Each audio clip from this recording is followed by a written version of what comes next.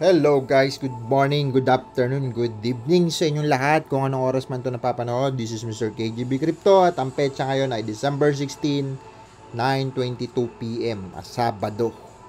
So ayun na nga, hindi tayo nakapag-stay kanina kasi nasa church tayo at medyo busy ngayon na Saturday. Okay. So meron tayong 39 AXS ngayon, i-stake na natin. At ito na nga, ang ritual ulit. 15 minutes ulit ng buhay, laan natin dito. Tapos onting kwentuhan, stake lang, ganyan. Okay, yan na. Tapos na tayo, meron tayong 35, 250 to 30. Connect lang natin to guys ha. At ang dami ngayong, kahit yung mga YouTuber, ang dami, pati yung mga naunang mga fina-follow ko ng vlogger about sa crypto. Mga 2017 pa, nagbablog na sila. At iba-ibang mga crypto guru ngayon dahil pa bull market. Pa bull market, ang dami mga crypto analyst. Dabi, naglalabasan, kala mo lulupit. Magbasa ng chart. Mga speculation. So, base lang naman yan sa history, ganun naman lagi. So, kahit sa trading, nauulit kasi yan sa crypto trading, ay sa forex trading, o sa iba pang trading. Yung history ba, binabalikan lang naman yun. So, yung mga nangyari nung nag-bull market, from bear market at that time, 2017, 2021, mga ganon, 2018. So, nangyayari naman ulit yan. Depende dun sa, lalo na itong Bitcoin kasi bago lang to eh. Kumbaga, kumpara dun sa mga currency, di ba? So, check natin habang naghihintay tayo ng mabagal na internet. Ang dami kasing gumagamit. 42,000. So, kung titignan natin, ito sa mga nangyari kay Bitcoin, mga kapanahunan, yung bull market nga, ayan o, ito bull market 2018, December, 2017 actually. Ayan. So, kung titignan mo, naulit lang, isa, dalawa, tatlo, ayan. Ito yung pinakamalakas ng 2021. Ito pa, bull market din to, 20, ayan. Nasa 33,000 na siya, 2013 pa lang. Pero bumagsak nga kasi yan. Halos ilang taon din. Tapos yun, bigla nang sumabog ng todo. Ayan si Bitcoin guys, yung history ni Bitcoin. Tapusin lang natin i-touch. Ayan, kasi naklik ito guys, kaya medyo mabagal. Pero dito, tapos na tayo mag-stake, meron na tayong 35 to 70 ang ating AXS. Mamaya pag-usapan natin kung ano ba mga nangyayari sa crypto. Check natin mamaya. Yung berry pala guys, tumaas Congrats dun sa mga nakabili nung nakaraan. So 33, 17, 16.5. 16. 16.5 siguro. Yan. Kalahati. At ayun na nga guys, ang daming yung natandaan nyo yung may-ari or presidente ng JP Morgan, si Damon, nalimutan ko ang pangalan. 'Di ba nung nakaraan sabi niya yung mga crypto daw kung baga ipapasara. So isa sa mga ayon na ipasara, tapos base pala sa history ng mga nakaraan taon, 2017, 2019, 2020 ata yun. Kada nagsasabi yung bangko na yon, sila rin yung bumibili pag bumabagsak yung presyo. Normal talaga eh. Tapos yun nga, inaano nila na magkaroon ng Ethereum ETF. So, may protocol na o solidity na alam ko na approve na para yun sasagot sa layer 2 ng Ethereum. So, makikinabang nun si Arbitrum at saka si Optimism. Sila yung mga crypto na makikinabang doon. Kaya mag-hold tayo nun guys. Mag-hold ako nun. Arbitrum at saka yung Optimism ba yun? Mamaya i-search ka natin. So tapusin muna natin to. So yun yung mga token na pag nag-hold ka na hindi ka kakabaka na mawala parang overnight. Siyempre sa dami nga ng cryptocurrency, maraming mura. Basta nakagisnan ko, ginagawa ko noong 2017, 2016. Kasi 2017 nagpa-farm na ako niyan, 2016 yan. Pero namimili ako ng mga token. 2015 bumili lang ako niyan, tapos hinayaan ko lang, hindi ako nagte-trade at that time. Ethereum at saka Bitcoin pa. 2016 ako napasok sa Ethereum. 2016 na ako nakabili. Pero sa Bitcoin 2015. At ayun na nga, kumbaga sa pinagdaanan din sa crypto, hindi na tayo bata dyan. Kaya marami kasi akong ginawa dati na ayoko na naman, ikinikwento ko sa inyo para siguro baka yung iba ginagawa sa inyo. Namamalengke kasi ako dati ng mga crypto, ng mga mura. Basta pag search ko mura, bili. Kasi nangangarap tayong tumaas eh. Yung Dogecoin nga 0.00 ko lang nabili yan eh. 2 zero. Ay, yun na nga. Sa peso yun ah. Ay, sa peso nga ba yun? Basta 01 Dogecoin. Hanapin natin guys. Napakadami ng binili ko nito. Sa Bittrex pa. Minsan pakita ko sa inyo yung portfolio ko sa Bittrex sa Polonix. Marami kasi dyan. Kwento-kwento lang eh. Alam mo yun. Ayan. Sa peso yun. Sa peso. Ayan. 01. 00. Ayan. Imagine nyo yan. Yan, 01. Nag-angat yan, tapos bumalik ulit yan sa 01 eh.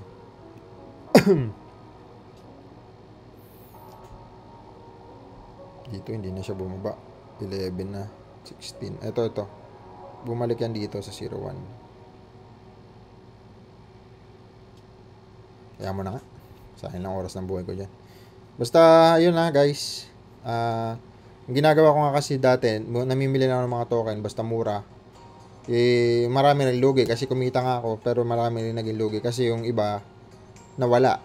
So kaya kung bibili kayo, maging maingat kayo. At least search nyo, magkaroon kayo ng research sa token na yon, kung anong narrative niya, para saan ba siya gamit, at kung sino may-ari, or kung anong blockchain siya, kung anong blockchain yung ginagamit niya.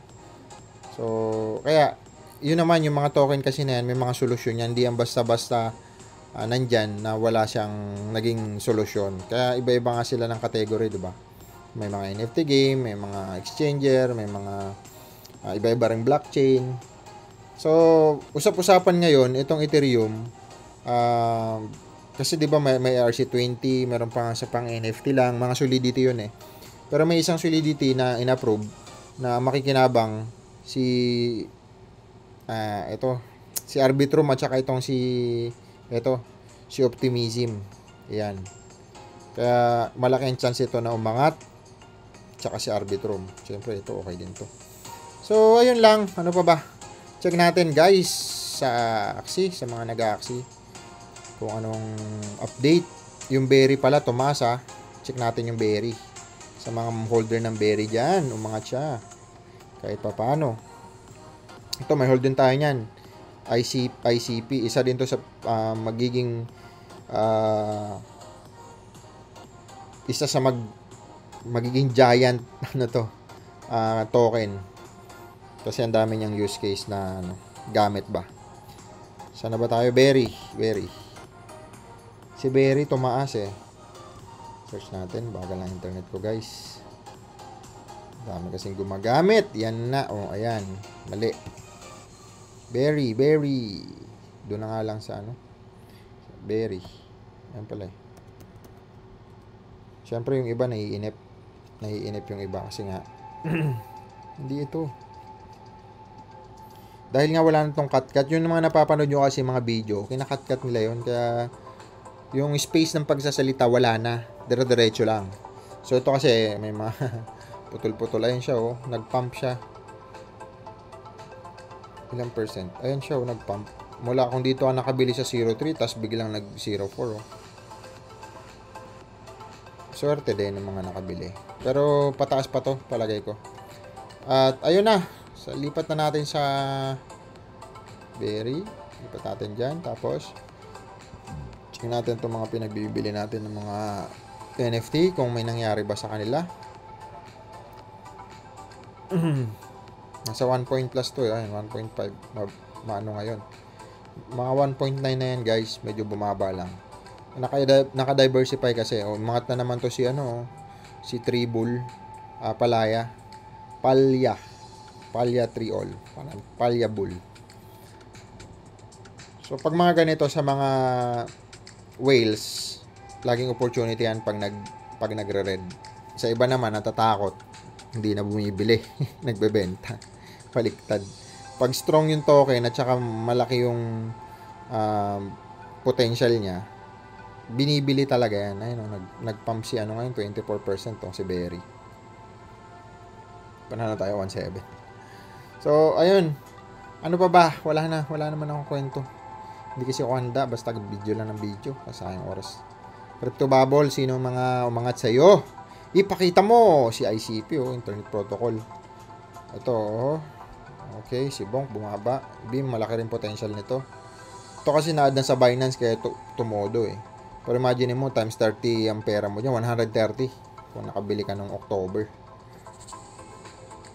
Tama ba? Check nga natin. Alam ko ganun October, si Bonk, tap pa rin sa search. Yan. So, aralin nyo guys Yun doon naman sa mga nagtatanong, paano yan. Nandiyan na sa YouTube, search nyo na lang. Basta ulitin ko itong ginagawa kong pagbibideo, pang sarili ko lang po ito. Hindi ko po to sinabing gayahin nyo. Yung iba, inutusan pa tayo Search nyo na lang po sa YouTube. Kumbaga, wala namang kakaiba dito sa ating channel. Basta tuloy-tuloy lang nag-upload ng staking natin sa AXS hanggang sa mabot sa 8,000 or mahigitan niya pa. So, ito yung sa Bonk, guys. Ayun, October ka nakabili, 4 na 0. Tapos isang 1. 1126. Yan, tapos naging ganyan, Naging, kumbaga, sabihin mo ditong 1,100 lang ang presyo niya. 1,126. At naging 141,000. Imaginein mo yun. Halos 130 plus ang doble. So, ayun lang. Kung naglagay ka dyan ng 10,000, di ba? 10,000 times 130 plus. Bam! 1.3 million yun. Just imagine that. Ilang buwan lang yan. Ganyan talaga sa crypto. Pag volatile lang kasi. Kaya, pag bumaba naman yan, ganyan din kadami yung ibababa niya. So, kaya kailangan maging aware kayo sa ganun. Ulitin ko pa rin. Pera nyo yan. Kayo magkukumbinsi sa sarili nyo. Hindi ibang tao. Kayo pa rin ang magkiklik niyan, guys. Pero syempre, mag-research muna kayo kung gusto nyo talagang pumasok sa NFT. Okay? Sa mga gaming or sa mga crypto. So, ayun lang ang ating update ngayon. December 16. Check natin yung mga nagko-comment, guys. Ayun. Shoutouts kay Sir na laging present. Si Mr. D3519. Ito, mga laging present yan. Present lagi yan. Paano mag-stake? I-search mo na lang, Lodge. Paano? Nandiyan naman sa YouTube. Kailangan lang may access ka syempre. Kung may access ka, may Ron wallet mula Binance. Kung may pera ka, alam ko sa CoinPH meron din ata Hindi ko kasi gamit yung CoinPH saka yung PDAX. So, sa Binance talaga tayo. Kunyari, Binance, tapos nagkaroon ka doon ng USDT, lipat mo sa AXS, tapos ilipat mo dito sa website ng Axie. Ito yung Axie staking yan. Stake.axieinfinity.com. So, dyan. Tapos, search mo na lang. Marami namang magagaling mag-explain kumpara sa atin. Kasi ito, ang channel natin, parang video lang to ng staking ko ng Axie pati sa pagbili ko ng ibang crypto. Pero dun sa iba na magtuturo pa ako, hindi ko na yon korte ba. I mean, hindi ko na siya matutukan, guys. Kaya nanghingi ako sa inyo ng pasensya. Search nyo na lang po, marami mas magagaling mag-explain kumpara sa akin. Ayan. More power po sa inyo, Lodge. More power din sa'yo kay Expense Lads. Yan, ito laging present sa atin to, si Sir Mr. D3519. Okay. Ito yung sinasabi niya, impermanent loss. Ito nga yung sa mga kaltas-kaltas. Pero kasi nakatutok lang ako sa AXS saka sa RON na pag-angat. Mas doble kasi yun. Kumpara doon sa RON lang. So, nasa sa inyo kung gusto nyo, RON lang ang stake nyo. Choice nyo pa rin yun. Ako kasi na mas gusto ko magparami ng AXS kumpara sa RON. Kaya nililipat ko sa liquidity pool, sinaswap ko. Okay, present Lods. Salamat sa notice. Okay. Kay TechNex888. Ganda ng username mo, sir. Okay, okay. Sir, question lang. May 6K akong capital. Magkano daily profit sa AXS? Ang daily profit ngayon ng staking sa Axie, ito po yun. Ayan. So, pag marami kasing nag-i-stake, ito yung mga nag-i-stake ngayon. Ito yung kabuuan ng mga iba-ibang tao. Yan. Ito yung stake niya. Tapos, ito yung daily reward na kinikita ng mga tao na yan. At sa kabuuan niya, nagbibigay si Axie ng 34% a day. So, parang 34% nito, ito yon 50,000. Kaya kung matatanong mo, magkano siya a month, ito yon i-divide mo lang yan kasi ito a year yan eh. Parang, nalimutan ko na yan, basta rate per year yan. 34 divided by mo lang yan sa 12. So, pumapatak lang ito guys na 2.83. Pero tataas pa yan o bababa. Depende, pag may humugod yan, may nag-withdraw, liliit yan, di ba? Tataas to. Pag dumami naman yan, nag-54, 55, liliit to. Yung paghahati-hatian natin. Pero suma total, sa ngayon, ngayong petsa, December 16, nasa, nasa 2.83% per month. So, ayun lang, sa atin, itong 35 natin, nagta 32,000, nag-ano na yan, 32. So, compute natin to guys 32 excess na yan a day. Compute natin para may basis tayo. So, 35,274 times 34%. Ayan siya. Per year. I-divide natin yan sa 365. 12 muna. 12. So, ito ako per month. Divided by natin yan sa 30 days. So, almost 32-33 tayo excess per day. So, kung titingnan naman natin yan, sa total in-stake natin, 33 excess a day, check natin para at least alam nyo lang. Masagot ko yung tanong na yon. Bilaan tayo ng oras para sagutin. Ito na. Okay, 33. Meron tayong 33. Sa presyo ngayon niya ay nasa bumagsak.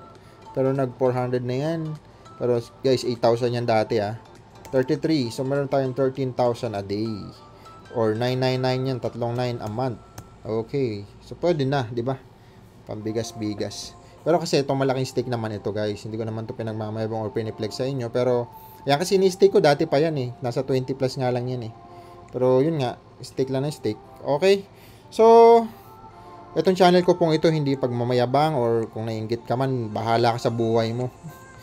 Ikaw siguro yung crab mentality Pilipino na hindi lumalaki ang savings. Kasi napaka, alam mo yun. Sana ba tayo? Sa comment. Okay, ito lagi si Sir Franco de Vera. Laging present to. Okay, hanggang natin. Ano maganda, Lord? Staking ng RON o staking ng Axie? Nasa sayo, pares naman yan maganda. Pero kasi ako, kung pagbabasihan natin, mas mabilis umangat ito si Ron kasi ang daming gaming na siya ang ginagamit. Ito naman kasi Axie Infinity lang ito nakapokus. Pero ito kasi ang pinaka-mother niya bago napunta dyan. So, nasa sa inyo pa rin kahit saan gusto nyo. Pero ako kasi dito ako nakapokus kasi marami na akong excess. Pero siguro kung nag-start ako, mas gugustuhin ko dito sa Ron. Ayan. Pero ngayon kasi nag times 4 na to mula nung nakaraan nag times 3. Parang ganun, nag 22 pesos yan ngayon ata nasa 90 plus na. Okay, thank you Lords kay Sir Dominic, Sir Colado 9293. Okay, present ulit si Sir. Okay, paambon. Sige. Sana maambunan tayo para dumami tayo, guys. Pops, ito yung dati. Hindi po ako nagprepare nito kasi stable yan, stable token. So, ayun lang ang mga comment natin, guys. Medyo kahit papano namomotivate tayo na mag-upload ng mga upload sa ating YouTube channel. At ito lang ang update natin. Ulit, meron tayong 35 to 70. Okay. At yun lang ang ating video vlog for today. And maraming salamat sa mga bagong subscriber at sa mga hindi pa, syempre, mag-subscribe na kayo at i-like nyo ang hit na notification dyan, yung bell, para lagi kayo updated sa ating channel. Maraming salamat ulit sa inyo. See you tomorrow. Bye-bye!